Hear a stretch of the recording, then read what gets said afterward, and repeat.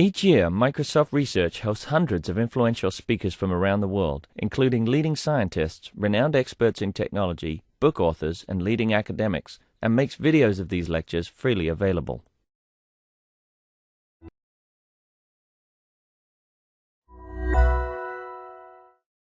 Kyle gave a great tutorial on and explained the work on phased arrays, which had so many different applications. Now I think he'll switch onto a completely different sort of part, which is recovering partial packets. So I think I'll let you carry on with that. Okay. All right. Thanks, Krishna. Okay. So so the second hour today, I'll be talking about making this line of work that I started back in 2007 on partial packet recovery practical for 8 or 211 devices. So the basic idea behind this partial packet recovery is to do with the nature of wireless errors. Okay, so on wired links, we have bit error rates that are very, very low. And as a result, the wired links are usually either all or nothing, meaning that the packet either arrives correctly or the link is completely cut and you get no bits in a packet you send over a wired link. But wireless links often deliver packets with errors, as you must have heard before, because the bit error rate that that particular wireless link experiences is a function of many different things. There could be interference from nearby other links, there could be mobility in the environment, and the link could be fading, so on. The result of this is that packets oftentimes only arrive only with a few localized bit errors in them. And the observation is that wouldn't it be nice if we could salvage most of the bits in these packets that arrive with just a few errors? And then conversely, of those packets that have mostly errored bits, why don't we just throw those away and then just keep that small bit of salvageable content? So that's the basic idea that my PhD advisor at MIT, Hari Balakrishnan, and I looked at back in 2007, 2008, partial packet recovery for wireless networks at SIGCOMM. And back then we were experimenting with some of the first software-defined radio platforms that were on the market, namely the ETIS Research GNU Radio USRP platform. And that platform happens to be still on the market today. ETIS Research got acquired by a larger company, and you can still experiment with those same software radio platforms. Back then, we were interested in just transmitting only the bits that needed correcting. And the receiver would combine the original transmission with those retransmissions of those corrected bits and then form the correct packet. And we had a protocol that accomplished this. We called PPARQ for partial packet automatic repeat request. And there we showed that this protocol increased throughput because basically our retransmissions were smaller than the original transmissions, and they used less overhead on the wireless medium.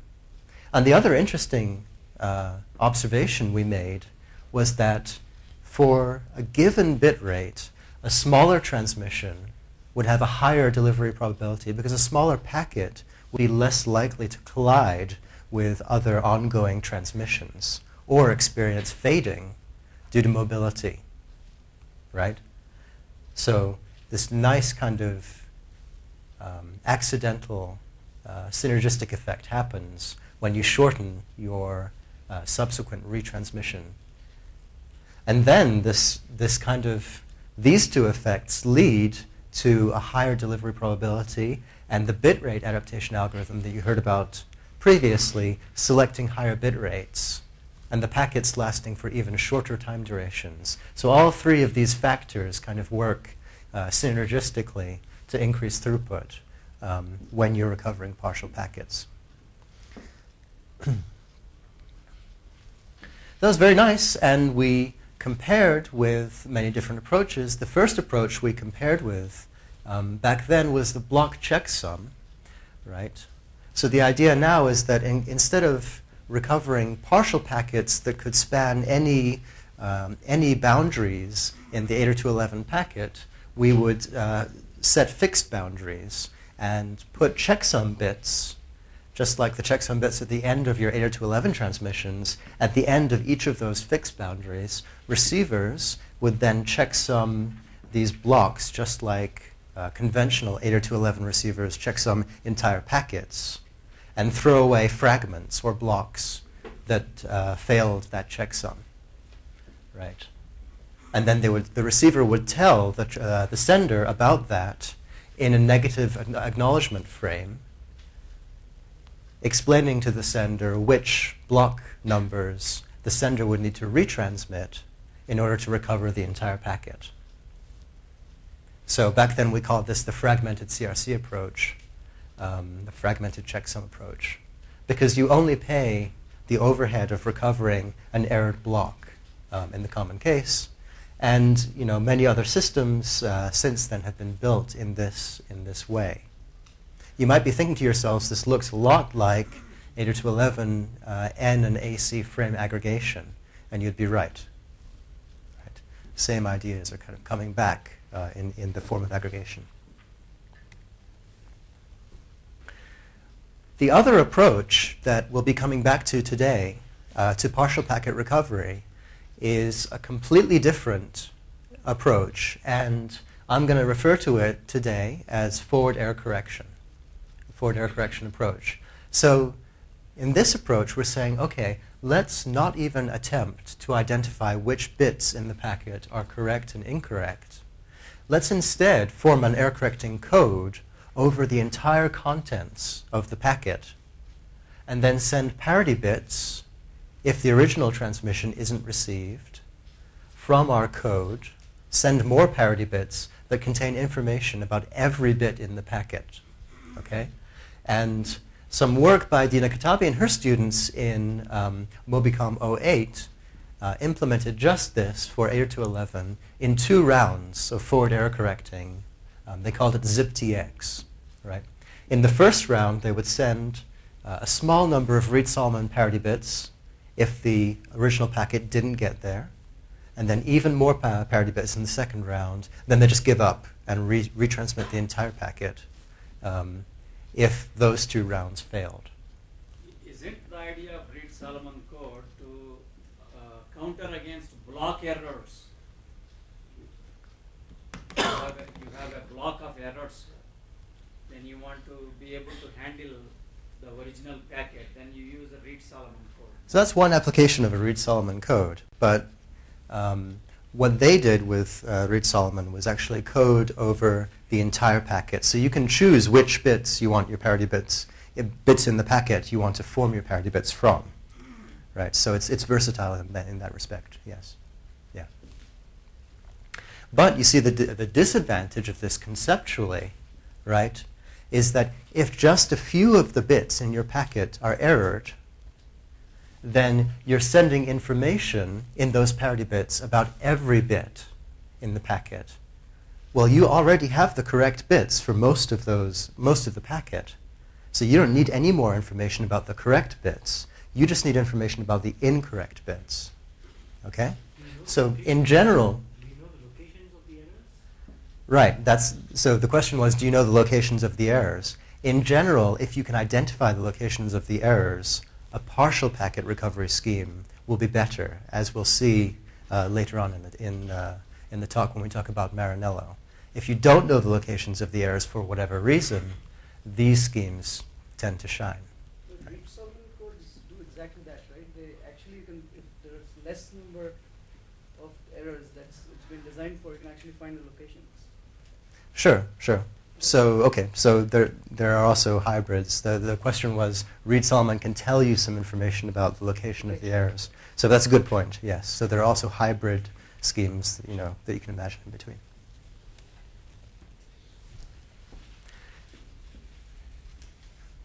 Right, so the approach that we took back in 2007 for partial packet recovery was to use these physical layer hints that tell you the locations of the errors. So essentially we have schemes by which the physical layer can score every bit that it receives with a numerical confidence in that bit's correctness and pass the score up to higher layers. And then back then in that work, we asked the link layer to ask for retransmissions of just the bits in the low confidence part of the frame.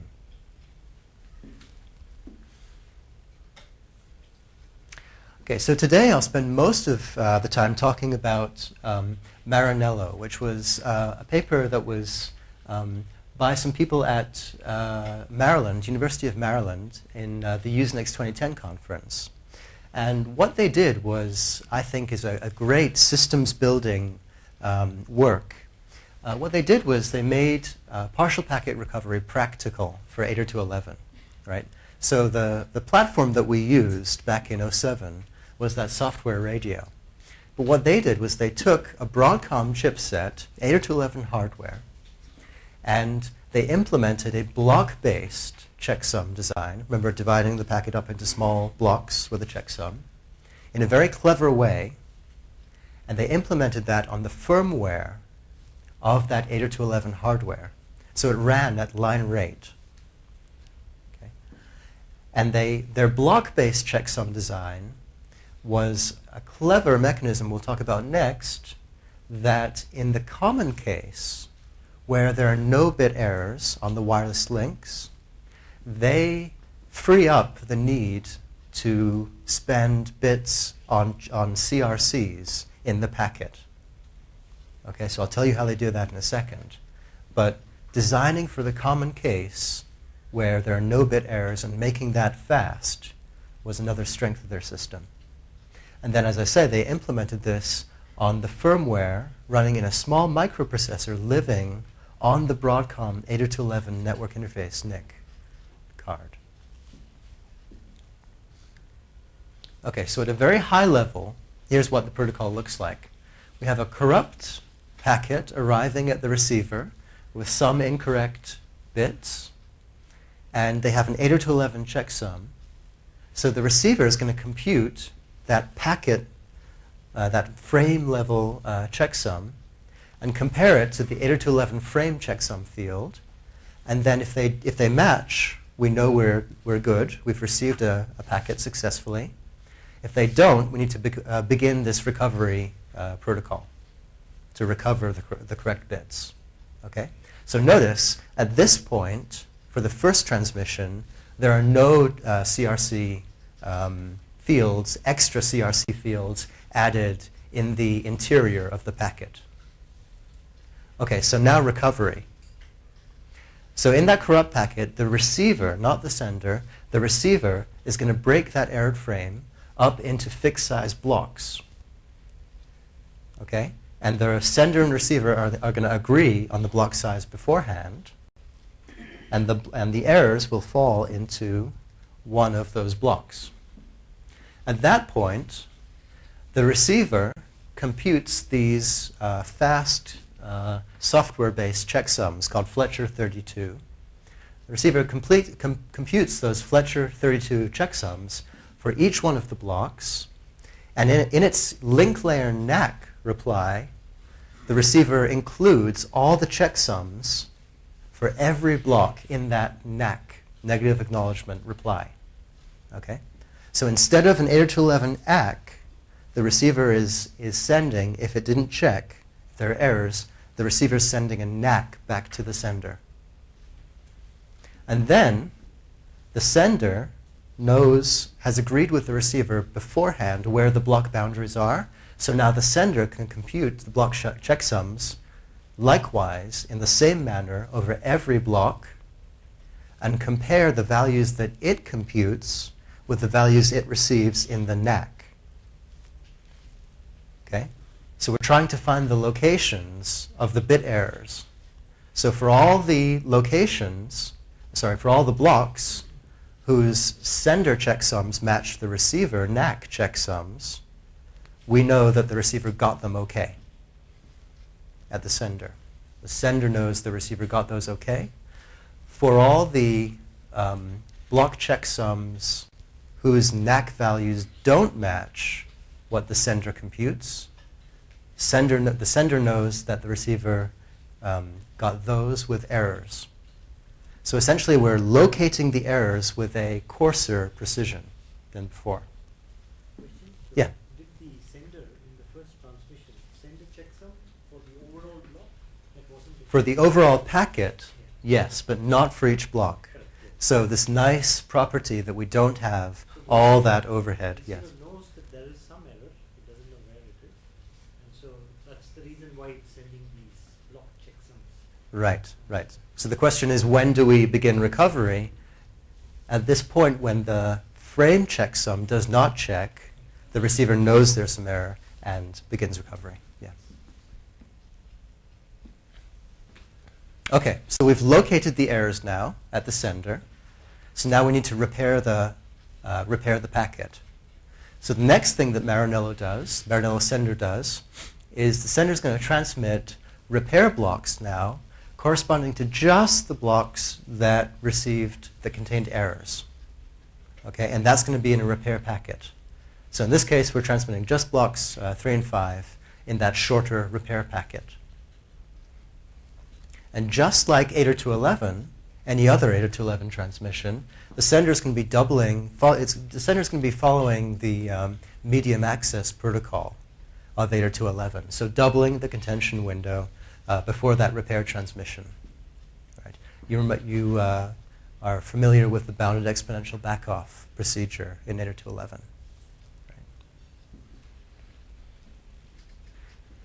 So at this point, you might be wondering to yourself, okay, what happens if that repair packet contains errors? Right? Won't we be back at step 1 all again? And they just punt on this. Okay? If the repair packet contains errors itself, the receiver sends no more, and the sender just goes back to retransmitting the original frame. So that's the beauty of this problem. If your protocol gets too complicated, then you get to just punt and retransmit the original frame. And it just so happens that this happens rarely enough that this doesn't make such a big impact on performance. Is there Turns an out. analytical approach to show that the packet recovery, probability of packet recovery with this is better than with the original one? So the question is there an analytical approach Probabilistic or to show that the probability of packet recovery is better than... So in all cases, the probability of packet recovery will be 1. What we want to show is the performance will be better. So I'm going to argue, I'll show empirical data in a second that shows you the performance is better. And actually, in general, it's possible to show analytically an optimal packet length for a given bit error rate. The problem with this is that bit error rate fluctuates so quickly because of fading and collisions that it's very difficult to apply this theory. length, Yes, optimal length. that's right. Right. So in essence, what these protocols are doing is kind of adapting the optimal length in response to the conditions on the channel. Tomorrow we'll talk about rateless codes, which is a completely different step in this kind of evolution of thinking that does even better. So let me leave that to tomorrow. So only one more question. Yeah. The transmitter knows which blocks are in error. So how does the transmitter inform the receiver where to perform the repair? So the question is, how does the receiver know to put the blue block right there with this error, right? So the receiver, sender and receiver are going to number each block and have a header specifying the block numbers that the sender is retransmitting. And that will be counted as overhead. Yes, yes, yes. And I believe they did that in their work. And remember, they've agreed on the block length and the numbering ahead of time. Yeah. Okay. Okay, so then the receiver gets the repair packet, plugs in those repair blocks right where they belong based on those numbers, and then recomputes the entire frame checksum and end-to-end checks that the recovered packet is indeed correct, and then moves on to the next packet. So that's the protocol. So the nice thing about this work is they really thought hard about how to integrate, integrate this with legacy 802.11 Wi-Fi, right? So two cases. Suppose we have an 802.11 sender and a Maranello receiver. The 802.11 sender is going to be transmitting. The Maranello receiver sends that NAC back, and the 802.11 sender doesn't recognize it. So the sender will just fall back to treating that as a dropped packet and retransmitting as normal, right? So we have this really graceful degradation to normal 802.11 behavior if you have an 802.11 sender. Conversely, a Maranello sender with an 802.11 receiver, that receiver will never send NACs, so Maranello will never come into effect. And the Maranello sender will retransmit the entire frame after a timeout, after not receiving the NAC. Okay, so nice interoperability. Okay, so let's see how well this performs. Let's talk about performance now. So they built this, as I said, on the 802.11 firmware in the Broadcom chipset, and they took empirical traces looking at the location of bit errors in 100 corrupted packets. And you can literally see that things are very, very localized. Here at the bottom, we have packets with more and more errors, and likely, right, we have some kind of collision with a packet arriving at this point in time that's wiping out all of the bit errors in that packet. Right? So we see many packets with just a few bit errors that we can easily correct. Many packets that might be interfered with or lose synchronization. So the first question they asked in terms of performance is how many repair blocks do we need in order to repair a packet? Okay? So they looked at, on the horizontal axis, they looked at the number of the bit errors in packets. Okay? So their packets were up to 5.8 kilobits long. And on the x-axis, we have how many bit errors are in the packet. On the y-axis, we have bars that are showing you how many 64-byte blocks you need to repair that a packet with that many bit errors. Okay? So, for example, for the packets with one bit error in them, one block always repairs the one bit error. So all those packets have a white color in this graph. For the packets with 2-bit errors in them, 99.7% of the time, those 2-bit errors are within the same block. So one block suffices to repair it. But 0.3% of the time, they're in different blocks, and so we need 2. So that's this tiny sliver of red up there for the 2 blocks required to repair those packets. Okay, so now let's look at the white portion of this graph. So these are the packets that are repaired by one 64-byte block. You notice that under 15 corrupt bits, 90%, the majority of those packets, can be fixed with one block. That's all we need. And our packet size, by the way, is 1,500 bytes, so quite big. So that's 4% overhead. So it's looking pretty good at this stage. So 23 blocks per packet. So this orange area here with 23 blocks is representing packets that need that complete retransmission. And look how small that number is, right? Very few packets require that complete retransmission. Okay, so to summarize this data, so far we've seen one repair block is a 4% overhead on the packet. If you have just a couple of error bits, one block fixes those. Under 15 error bits, one block fixes most of the packets, and we have very few packets requiring a complete retransmission. Okay. So that's what's in the paper, but I think the lesson to take away from this is when people kind of bombard you with data like this and you're reading a paper, think to yourself, are they asking the right question? So is the number of repair blocks required the right question? Right? What we really care about in the end is throughput. Right? We don't care about repair blocks fundamentally. What we care about is what's the best throughput we can achieve on a wireless link. So always be thinking about, when you read a research paper, I think the lesson is always be thinking about what's the end metric you care about. And does this data tell us anything about how many bit errors occur? Right? It doesn't. Right? Where on that x-axis in that graph were we most of the time? I didn't tell you. Okay? So the next thing they look at in their paper is the repair size. How many repair bits a protocol needs to fix one incorrect bit. Right? Now we're getting closer to throughput, right? Because this is a measure of the overhead for one incorrect bit.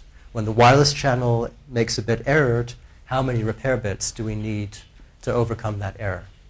Okay? So now they're using trace-driven simulation, using Broadcom cards to send and receive packets with known payloads over the air, recording traces of those frames, and then running a software simulation protocol to evaluate the protocol they're interested in testing, right? So trace-driven simulation, another very powerful tool that we use in research when we're either not ready to build the entire system, or there are hardware limitations preventing us from building the entire system. So we take traces and we use those traces to drive a simulated system, right? And we're getting all the interesting effects of the real world in our performance evaluation. So this is a technique we use really often in research.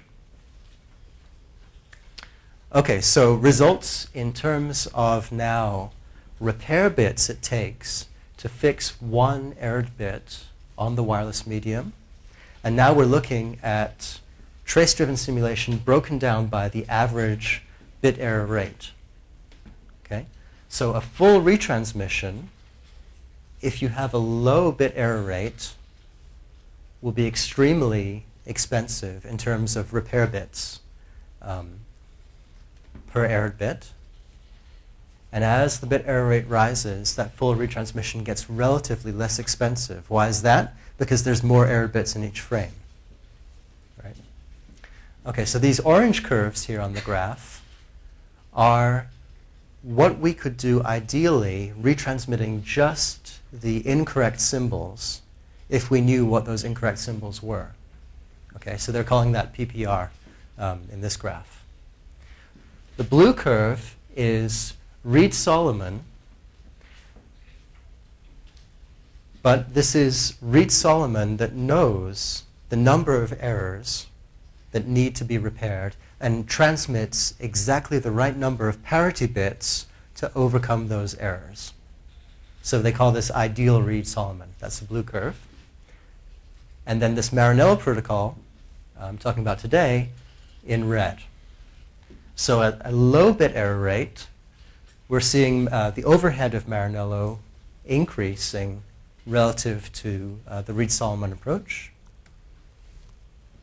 But as bit error rates increase, we see this interesting effect where Maranello and the partial packet recovery approach are both outperforming the Reed-Solomon approach. Right, so we see, the reason for this is we see the effect of Reed-Solomon's transmitting information about the entire packet, even though that information is wasted if we've already received the bits correctly.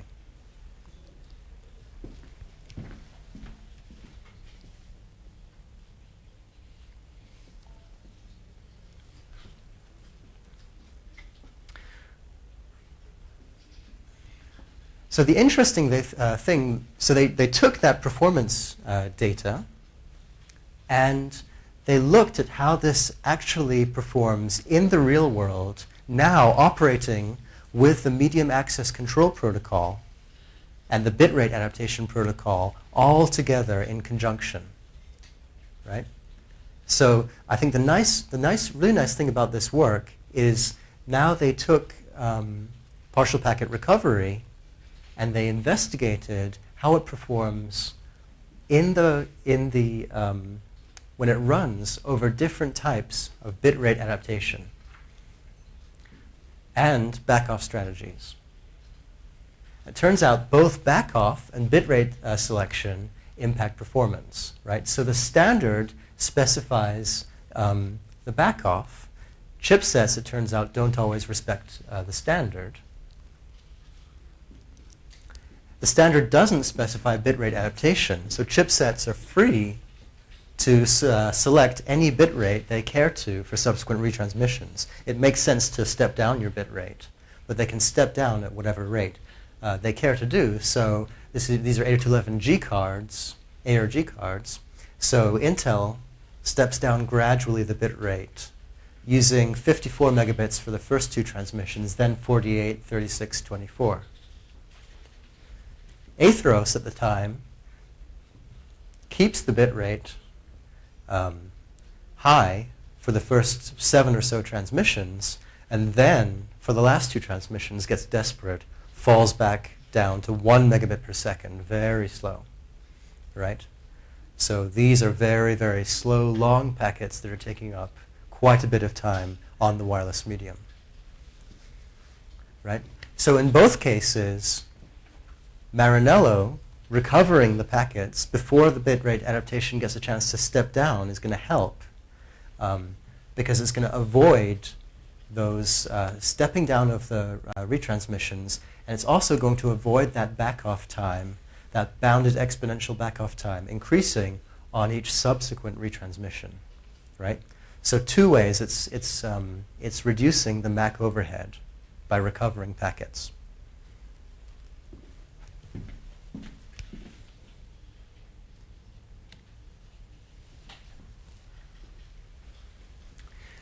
Okay, so to implement this, they thought of several alternatives. So if you were building this system, where might you implement this, right? So you might want to be tempted to do this all in the operating system kernel driver software. But if you did this, you would see that we have a latency between when the packet is received on the wireless NIC and when the kernel driver software is able to respond to that packet receipt, okay? And this is because of the CPU. When the packet is received at the NIC, the CPU is going to raise an interrupt with the CPU in order to respond to the packet being there, ready for processing on the NIC, and ready for transfer from the NIC to the computer's RAM, right? So we have this latency associated with this generating of the interrupt and the handling of the interrupt.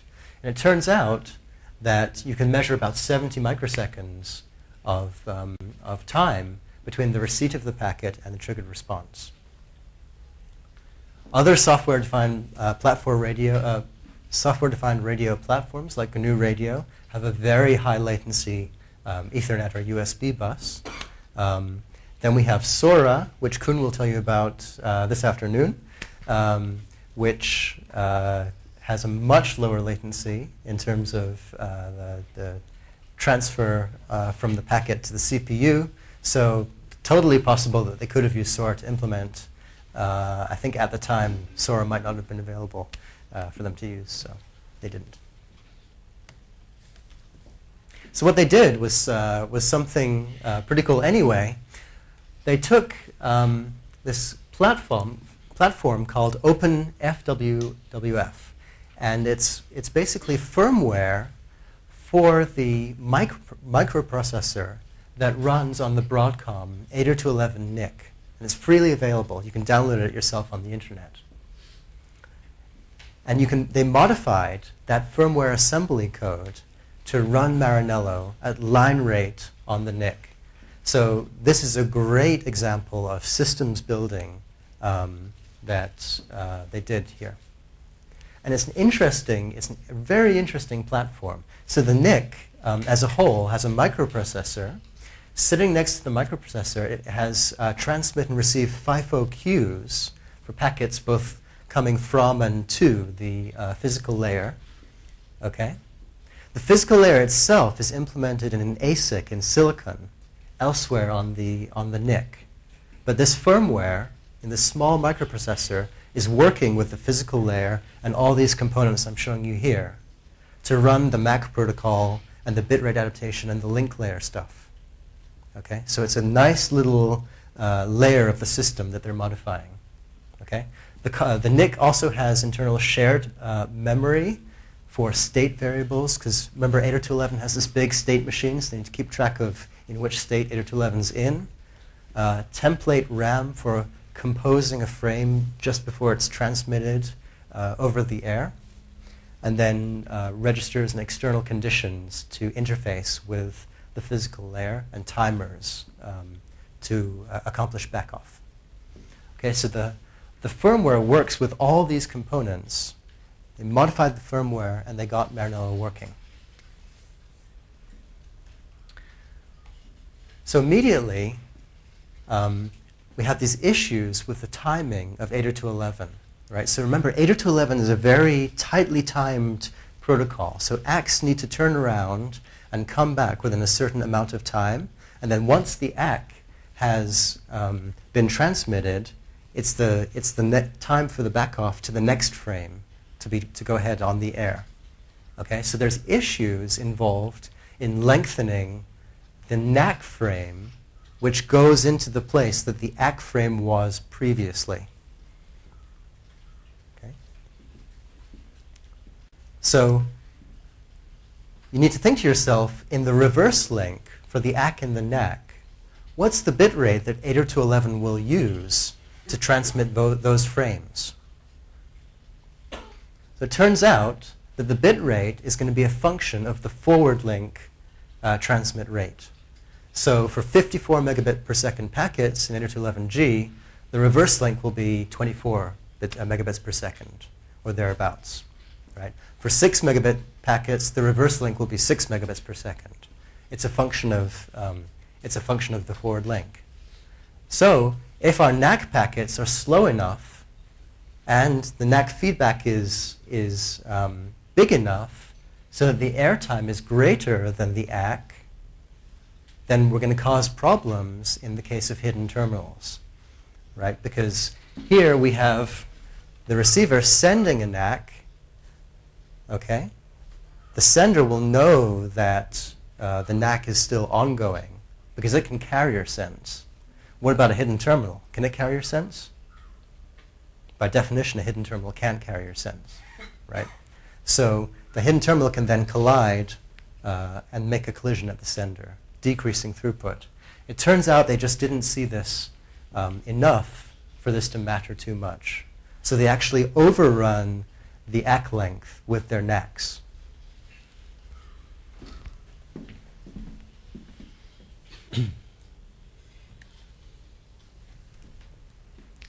Then very interesting problems that arise when you try and build this on that small microprocessor living on the 802.11 NIC. Okay? So they tried to do that, build it, and it turned out that the microprocessor wasn't fast enough to have the packet be received and then go and compute the block checksums one by one in the time interval between the corrupt packet and when the ACK or the NAC should come back. Okay? So 802.11 is saying that you must send that ACK or NAC by the ACK timeout duration. This is a small number of microseconds, right? Just over 10 microseconds. You must send that ACK or NAC back. Okay? each block checksum is taking 4 microseconds. So by the time we have 3 blocks, we're out of time to compute the checksums. So the solution that they did, which was a very, very nice hack, is they have the packet coming in from the physical layer silicon, the ASIC, okay? And the ASIC is transferring bits into the template RAM of the packet as it arrives on the air. What they did was they modified the firmware to compute the first block checksum once the transfer for that first block was just complete and the second block transfer ongoing.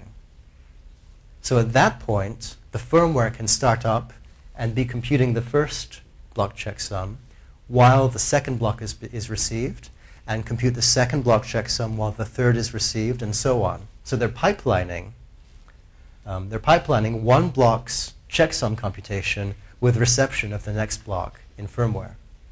So they're using the hardware very skillfully to do this. So Yeah. just a thought, maybe protocol might break, but isn't it possible to pipeline at a higher level where the acts are for 2 blocks before?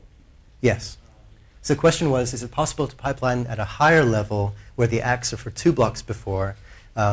Indeed, and we actually do this in PPARQ back then. So 3G systems use yes, this kind of mechanism. yes, that's right, yes. But sometimes you want very low latency. Yeah, Right. That's why So I was wondering if something would break. Does the protocol demand that you have to respond, and does it have to be associated with the immediate block? Okay, so the question is, does the protocol demand you respond? 802.11 does demand you respond. 802.11 says you cannot ACK blocks n in the past, right? So in this case, they kind of had to do this, if not for 802.11, for latency. But yeah, very interesting. I think this area, by the way, is, Mac research is a very well, there's been a lot of work done in the Mac, and it's a very well-trodden area. But I think this type of low latency, hardware hacking Mac work, I think there's still room in this, in the research space for good work in this area. So if you're interested in this type of stuff, I'm going to show you at the end of this lecture, I'll show you some related work, some further reading that you might look into.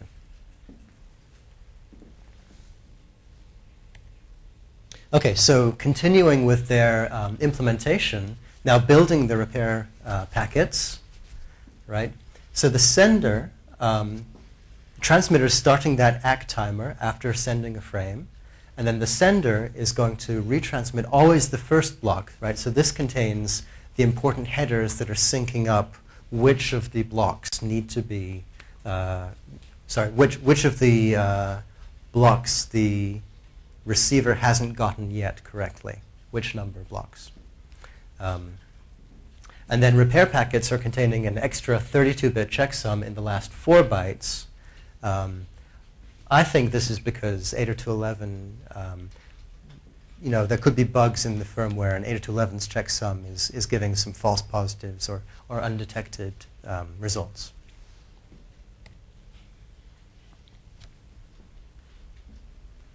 Now, on the sender side, recall that the sender has to compute block checksums in order to compare with the receiver if the packet, the first transmission, is errored, okay?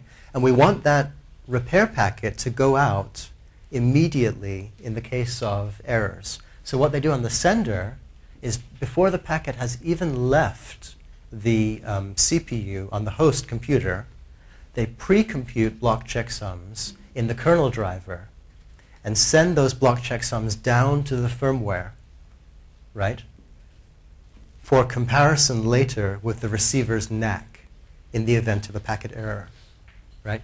The main CPU is more powerful. We can spare the time before we've sent the packet. At that point, we're not in this time-critical 802.11 loop. And so the block checksum is best kind of done there.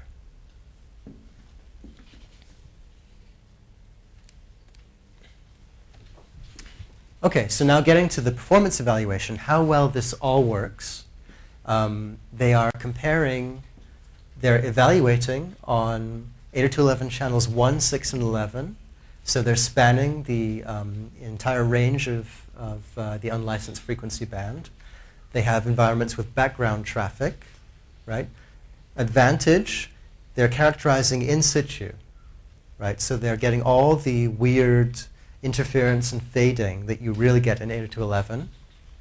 The disadvantage of this approach is that you lose the repeatability of the experiment, right?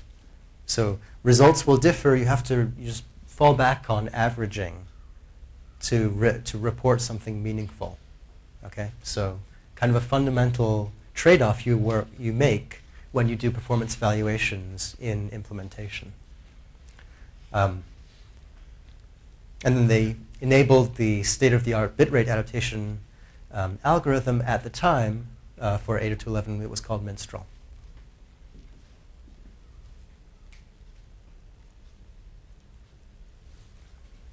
So the first question they asked was, by how much, this is the end-to-end performance improvement, by how much does Maranello increase link throughput? Okay? So they run using iPerf in UDP mode, sending UDP packets over one of the links in the test bed. And they make a 1-minute run for 802.11, and then immediately afterwards a 1-minute run for Maranello with a 15-second gap. So likely that they're seeing the same wireless conditions for both protocols.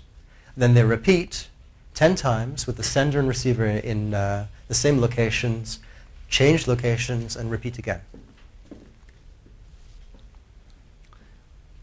So here they're running in one of two locations. This is their university building.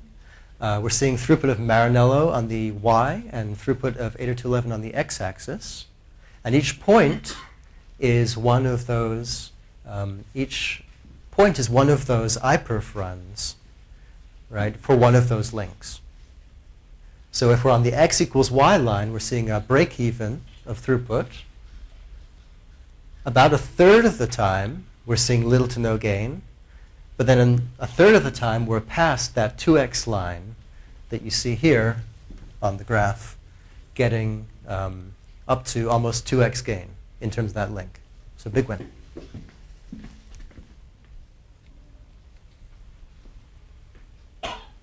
Next question they asked was, does Maranello decrease the time it takes to correctly deliver one packet across a link?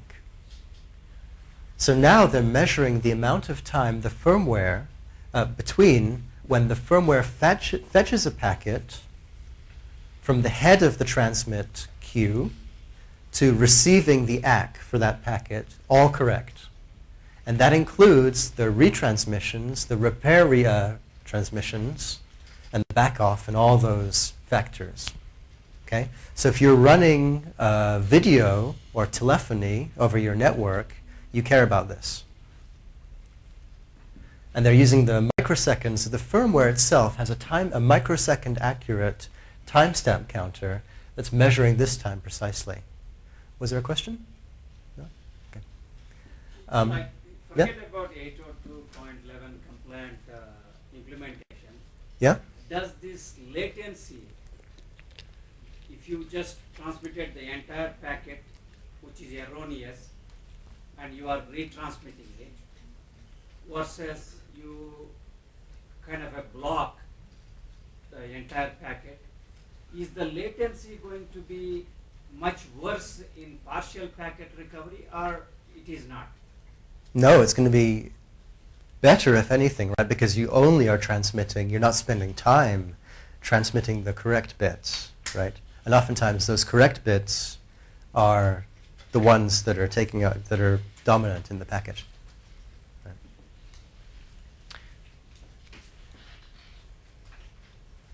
That's what we see here, right? So we see, if we look at the CDF of latency, we see now Maranello decreasing latency quite a bit, right? So 802.11, in 802.11 CDF here with the black curve, we're seeing most of the packets delivered correctly. with a latency way under 10 milliseconds, so just a couple of milliseconds latency. And then we see 2 humps in the 802.11 curve for falling back to 1 megabit per second in the rate adaptation. And then we see Maranello doing even better than 802.11 for this reason, because it's not retransmitting the correct bits, not spending that time retransmitting the correct bits. Okay? So, by the way, a bit of a data presentation note for young researchers in the audience. You know, if you're showing a latency distribution like this, where you have very small quantities, please use a log scale, right? We want to see detail down here at the lower end and less detail at the upper end. So this is a ripe candidate for a log scale CDF on the x-axis.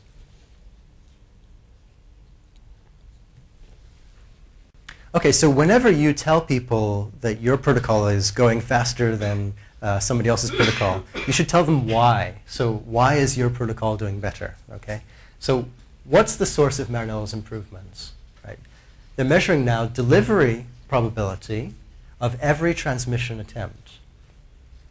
Okay, so probability of a successful transmission on the y-axis, and that's transmission attempt 1, 2, 3, and so on the x-axis.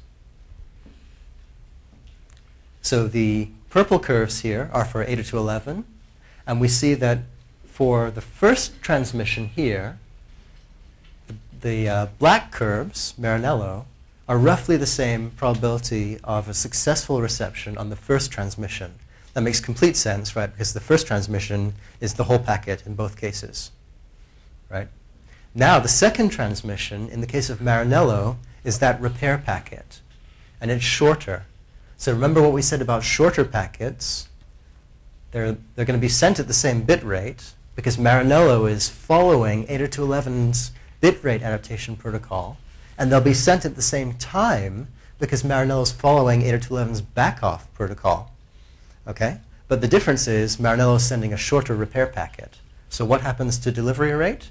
It goes up in the case of Maranello, as you see here, with the boxed data points in black at transmission number 2.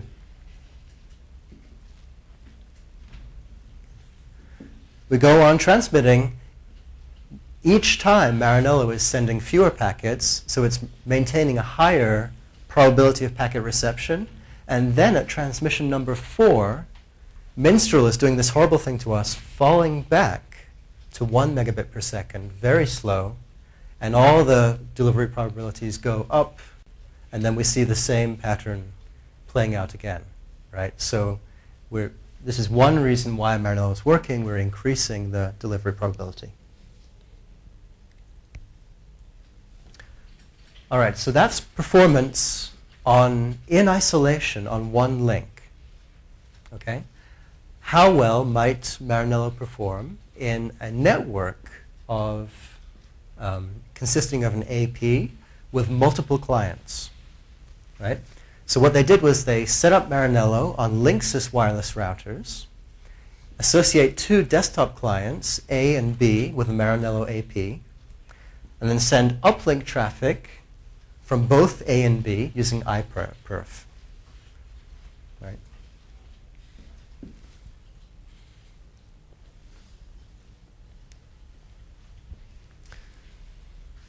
Okay, so here you see performance of A going down from the 0 axis here in the middle, performance of A and performance of B going up in terms of bits per second, megabits per second. Okay? We have 4 cases. Both are 802.11, both are Maranello, and then one of the 2 is Maranello.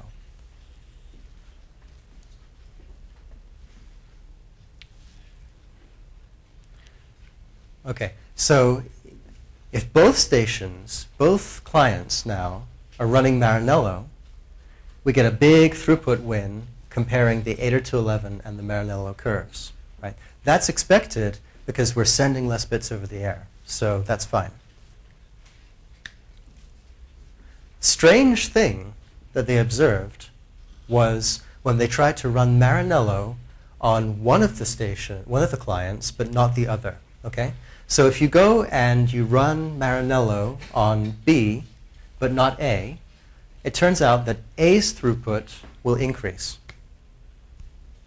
Okay, so, and vice versa. If you run Maranello on A, B's throughput increases in blue up there above. Okay, so does anyone want to open the floor? Does anyone want to conjecture why we have this inversion property that running Maranello on A increases the throughput of B and vice versa?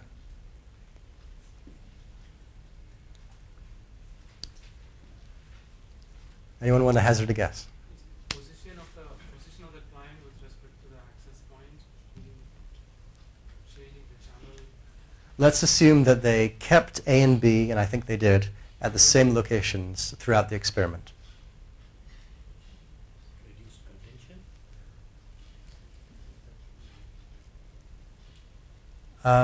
Yes, that's on the right direction. So that the answer, the suggestion was reduced contention, right? So, but why exactly? Because in Maranello we are sending shorter packets, so for that it's required less, and that way the other packet will be retransmitted during that time. From the, if in case of Okay. A's Maranello, Yeah. we will get a more time of sending packets, retransmitting more packets. Yes, I think I heard the answer. Yes. Okay. So the basic explanation is that if A is Maranello, A is following exactly the same back-off procedures as 802.11, as A running 802.11 would. So they're getting the same transmit opportunities, but A, as you say, is sending shorter packets. Okay? That means that since A and B get the same transmit opportunities for 802.11, when B grabs the medium and gets that transmit opportunity, it sends a longer packet, and thus its throughput increases relative to the baseline. Right? So we have this inversion of running Maranello lets you be, helps your neighbor rather than helping you so much. Now you notice that A's throughput certainly, let's see, A's throughput doesn't decrease much if it runs Maranello, right? So you're not hurting yourself too much, but you're helping the other guy by transmitting shorter. So in a sense, this is like the classic rate anomaly in 802.11 playing out in Maranello. Okay, so then earlier today and yesterday, you heard about frame aggregation, right? So this is these ideas coming up again, basically, as bit rates increase and trying to reduce the relative overhead of those fixed contention overheads relative to the body of the packet. So N and AC are aggregating many frames together in an approach that looks a lot like block checksum. Okay, so what's their response to this? Because aggregation was already beginning when Maranello was done. Aggregation basically increases the latency on your link, and they claim that Maranello is complementary with aggregation. I think I agree with that to some extent, right? So Maranello is working within one frame checksum, whereas aggregation is working a priori, right, in the thing that's transmitted, in the frame that's transmitted. They also talk a bit about the optimal block size. And as we talked about before, you can actually analytically compute the optimal block size. In general, a larger block is less efficient on the wireless channel, but you don't have to do as much computation in the firmware to support larger block size. So one possible avenue might be dynamically varying block size and aggregation size based on BER. As we said, that's difficult when you have a wireless channel that's changing so quickly. Is already done optimal size work, already analytical. Was that a question or a statement? It's a question. I expect that there is work in Somebody this area. Yeah, I haven't seen exactly this myself, but I expect. Somebody. Yeah. All right, so that's all from Maranello. I think for takeaway points, interesting system that realizes partial packet recovery, very interesting platform that is OpenFWWF. Go and check it out. That is ripe for experimentation of other aspects of the link layer and problems in medium access control in general. And the nice thing about this platform is it enables you to run testbed experiments at scale. So back in the 90s and the 2000s, we saw a lot of link layer and MAC layer work that was done in simulation. And we didn't really know how these protocols would work in the real world with real wireless links. So these types of platforms let us answer those questions, which is why I think this work was done back in 2010, I believe. And that's why I think this work is kind of still relevant today and why I'm telling you about it. All right, so questions, yeah. I think it's slide number 34. Yep. And it was comparing the throughput of 11 and Maranello. Yes. My question is, what are the size of this packet? Are they 64 bytes or are they... is that the size of the bytes that gives the 2x difference or what? I think they were using 1,500 bytes packets in these experiments. I think we would have to go back to the paper to see, but if I remember correctly, it was 1,500 so bytes. it is for the same packet sizes we get this variation from 1x to 2x? Correct, yes. Same initial packet sizes, yeah. Same? Initial packet sizes, yes. Yeah.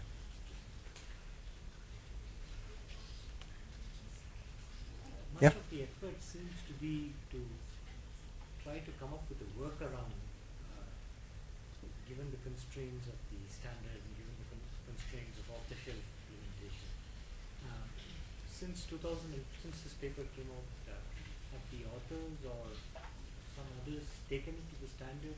Because many of these can be implemented in hardware and could essentially see the light of day in the standard. Yes, application. yes, So yes. Not that I'm aware of. I will say that, most of Maranello is implemented in firmware, in assembly firmware, right? So that's really the right place to do it, which is why it's such a nice system design to see how they did that, right? So I mean, these issues that we talked about, the pipelining, the time to compute, these would all come up in any implementation, really. I mean, in hardware, I think it's very easy to do this implementation, to do the checksum and put it in a register that the firmware can tap. So it should be oh, I see. rather simple to implement in hardware, Well, provided there is you don't want, well, belief that it's useful. okay, so the question was, in hardware, isn't it easy to implement a checksum in ASIC, right?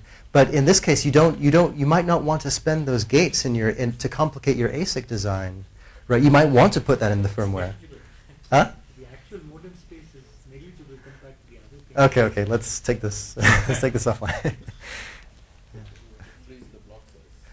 It's definitely debatable where to put different functionality, right? You have the ASIC, you have the firmware, you have the software. So a debate can be had about where to put these functionalities.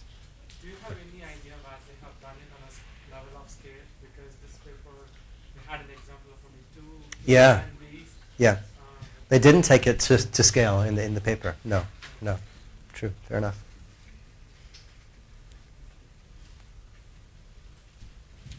Thanks a lot, Kyle. And you guys will be seeing some more cutting edge stuff tomorrow on rateless codes and sort of pushing the next boundary.